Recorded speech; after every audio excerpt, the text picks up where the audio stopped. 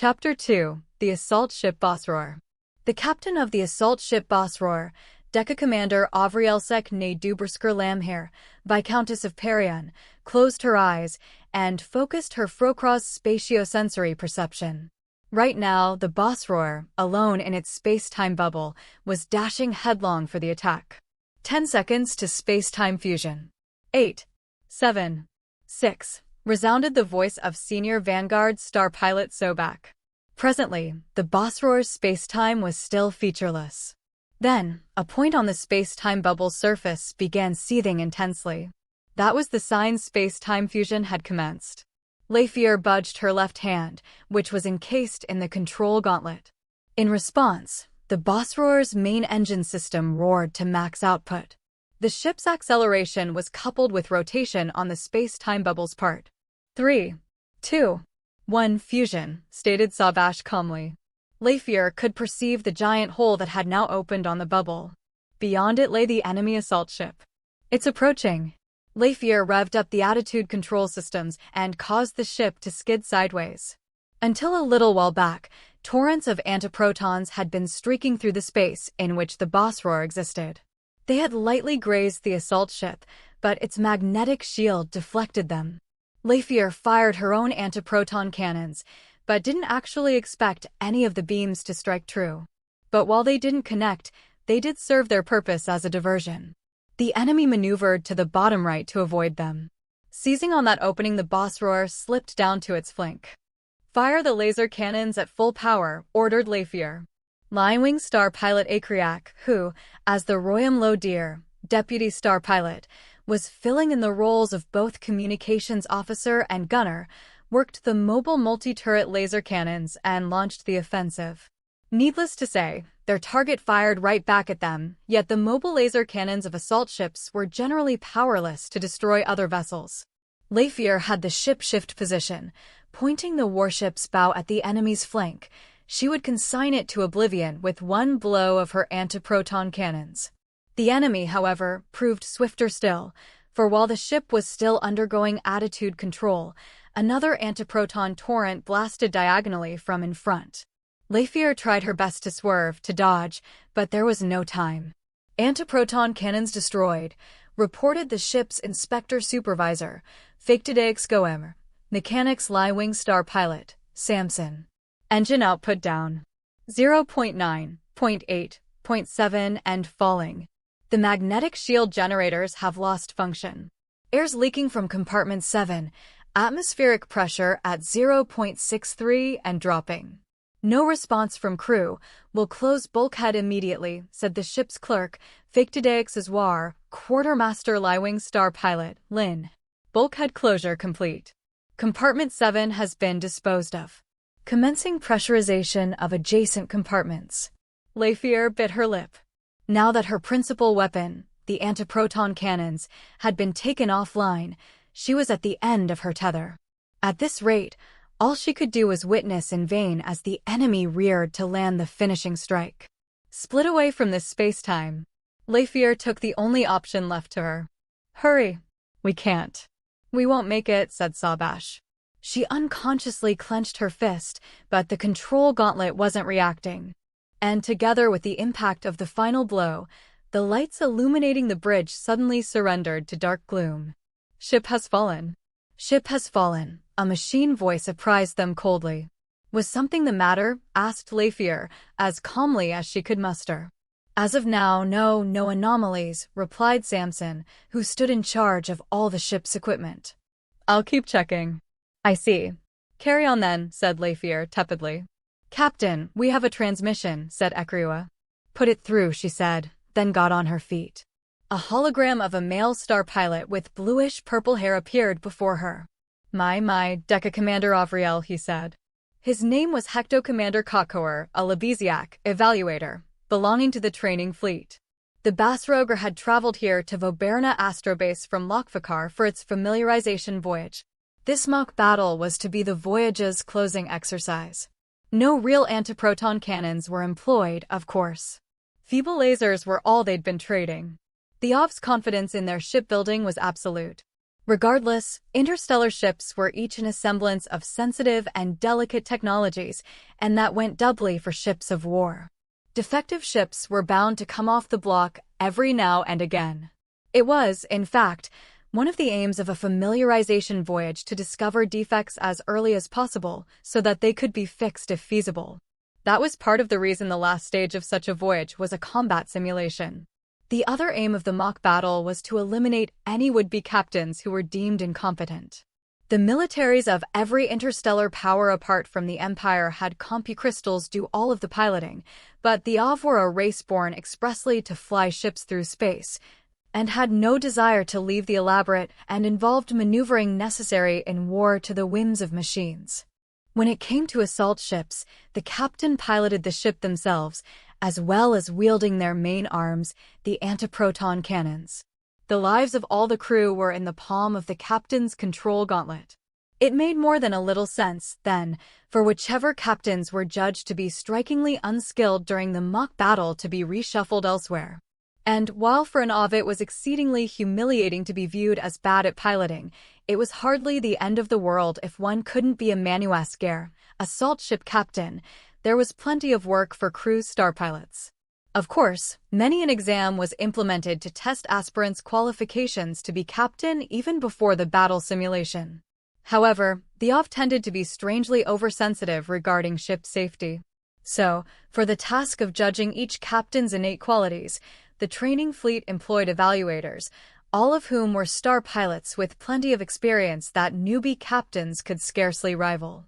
All that said, Lafier was not amused by the fact that her ship had gotten decimated in a blink. It's clear to me you have a strong inclination toward fighting gracefully with poetry. And if fortune's on your side, you might even survive. Let's just say I wish you and your subordinates the best of luck. The Hecto commander's salute was slightly off, but then he disappeared. Lafier stared blankly in the Hecto commander's wake. "Captain," said Sabash. "I'm leaving the rest to you," said Lafier. "I wish to rest a while."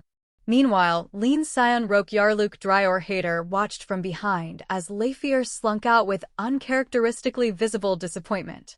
Yeesh, that must have stung. Curiously, despite the boss roar not having ever engaged in battle, it had amassed some notoriety. The root of the rumors lay in the two noble manors aboard ship.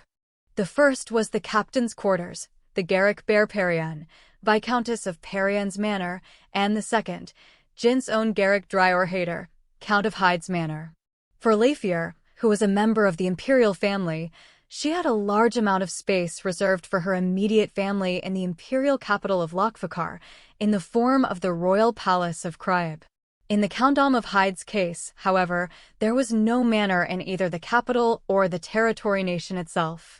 The highly cramped star pilot quarters arranged for him here on this assault ship was Jint's one and only place to dwell. When he snapped to, he noticed all the crew on the bridge was staring right at him. Was it just his imagination, or were those eyes expecting something out of him? There were, of course, only 3 pairs of eyes on him, because here all the crew meant 3 people. Jint turned to look at Vanguard Sabash first. As an Av, he didn't age outwardly, so while he still looked like he was in his 20s at most, he was actually already over 50. As for why he was still only a Vanguard star pilot at this age, it was because he'd long been taking part in commerce and trade. According to the grapevine, his wealth was considerable. Next, Jint glanced at Liwing Ekriwa, the young woman with the soft-looking sky-blue hair. She was only a year or 2 older than Jint, but his lander brain pegged her as being not a day over her mid-teens, judging by her appearance. Yet her demeanor was so serene and mild that he could sense she was older, too. Lastly, he looked at Mechanics Liwing Samson. As could be gleaned from the Unav name, he was not an Av by birth. He hailed from a certain land world, and nearly 40 years had passed since he'd worked his way up from NCC non-commissioned crew rank. Jint returned his gaze to Sabash and smiled weakly. "So, what's the deal?" He heard a tremendous sigh. Samson's sigh. "Senior star pilot, may I take it upon myself to tell this laddie what his role is?" "Please do," said Sabash, smiling gently. "As this ship's next in command, I could order you to, but I'd rather not force such a perilous mission on anyone." "Roger that." Samson put an arm around Jint's shoulders. Now then, Quartermaster Starpilot, what is it? Today's mock battle has dealt our captain's self-esteem a terrible wound. I imagine you understand that much. Don't tell me you're feeling worried for the captain's skills in battle? Jint attempted to explain it all away for her sake. Hecto Commander Kokkoer is an absolute veteran, whereas the captain's only just received this ship. I know that. Lonnie Dryor, Samson interrupted. Please don't call me by that title, Jint objected. Before he could even get used to Yarluk Dryor, he'd suddenly risen in rank, and he had yet to shake how off-putting that was. Okay, I'll call you Quartermaster Starpilot Lin then. In any case, I can assure you we haven't the slightest misgiving about fighting under the captain's command. On the other hand, it's not as though we think we're 100% safe under Deca Commander Avriel's wing, either. Our circumstances wouldn't much change under any other captain. All we know is that our captain's skills aren't on the lower end of the spectrum. Or maybe that's just what we'd like to believe. You get what I'm saying, don't you? I do, nodded Jint. Then you'll understand why we'd like for the captain to be feeling better about herself during battle, even if we can only raise her spirits so much. The better she feels, the higher % chance we make it out of combat alive, I feel. I don't see her as the type to be succumbing to overconfidence, so I doubt it'll backfire on us. So you believe that if the captain is under the weather, we're all in danger? Danger is a strong word, said Samson, shaking his head no. I'm thinking of it as our survival rates going down a tiny %, that's all. Still, that's a number we're staking our lives on. Isn't it natural for anybody to want to raise their chances of living to see another day, even if only a little? Of course. That's where you come in. Where I come in? Jint feigned surprise. What can I do? Are you really going to make me say it? You're not going to ask me to lift her spirits, are you? Despite himself, his apprehension seeped into his tone of voice. It'd be fantastic if you could, yes. But I don't have that kind of confidence myself. Well, we're not expecting you to work any miracles. Just talk to her. Why don't you listen to her mope? You know, lend an ear. Listen to her mope? Jint winced at the bizarre image of Lafier being so whiny. Knowing the captain, she might not be one to air idle complaints. At the end of the day, she is an Avriel, Samson admitted. But it'd still be a good idea to be there to talk to her. Especially when she's feeling down. But why, now he'd almost let slip, me. In reality, he was confident he was the only one on board that could speak to her in a friendly, relaxed way. Yet he was also hesitant to make it too clear that his bond with Lafier extended beyond their superior-subordinate relationship. You're going to make me explain that, too? The corners of Samson's mouth curled subtly. Tell me, young man, if you ever found the captain in a foul mood, what would you do? I'd try to console her somehow, said Jint. And what would you do, Senior Starpilot? I'd come up with some urgent errand, he replied immediately. Then, after a slight pause, an errand far, far away from her. See, that's what any rational person would do. But here you are, saying you'd try consoling her. To tell the truth, Jint just didn't want to. When she was irritable, Lafier was not the most pleasant of conversationalists, not even to him. She'd just think of it as a failure of Jint's to mind his own business. You're just imagining things, said Jint, no longer dancing around what he actually believed. I mean, the captain can tend to herself, and if she caught wind that her subordinates were going out of their way to be nice to her, she'd get upset. Sure, but if you ask me, a wrath-crazed Avriel feels more natural than a dejected Avriel. That is true, he concurred, but in his next breath he tried to make the idea sound like a doomed prospect. Only, when it's you standing in the firing line of a wrath, I don't think what does or doesn't feel natural is really your biggest concern. Good point, Samson stopped to think. At any rate, if the captain ever feels as though she's been treated with kid gloves this whole time, she'll get a little temperamental, Jint added. I have no idea what'd happen if she got the impression we were watching over her, or what have you. Well, you certainly know what the captain's like the best out of any of us. None of us have been on any adventures with her or received any cats from her. And none of us are here because we were selected by her either. Most importantly, we'd never be able to drop her titles when addressing her, you knew, he shouted inadvertently.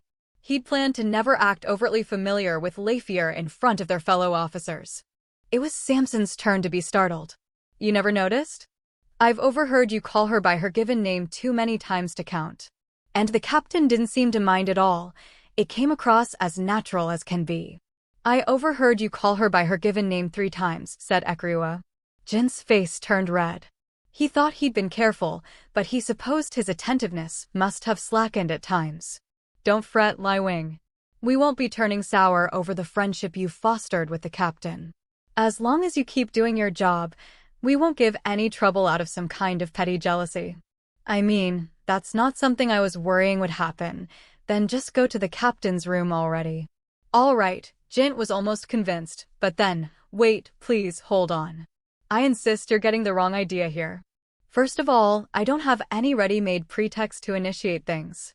If I were to pay the captain's quarters a visit now, she'd get suspicious. The captain told us she'd be resting, remember? You have all the pretext you need, said Ekrua, pointing at the ship's layout map. A set of glyphs was flashing over the captain's quarters as it was receiving the signal from the transmitter in the collar of Jin's pet kitty. Thanks a lot, Daiho, Jint intimated bitterly. Lafier stared absent-mindedly at the cat as it rolled around her desk. As she stroked its throat, its eyes narrowed with evident gratification. There's nothing to be done. I lost, and that's that, Lafier told herself. If she had been able to defeat a practiced evaluator, that'd only spell a sorry state for the Star Forces. But it's still discouraging. Tell me, have you no troubles? Lafier asked Daiho.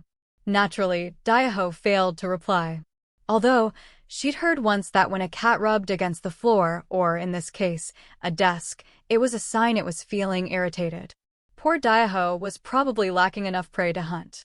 Hey, can I come in, Lafier? Came Jint's voice through the comm. I hear Daiho's in there, causing you grief. Lafier wordlessly input the command for the door to open into her wrist gear. When she looked behind her, Jint was standing there with a stiff smile. Sup?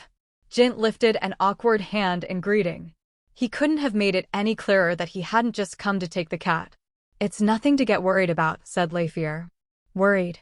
Jint feigned surprise. About what? He was being so transparent that she couldn't even get angry.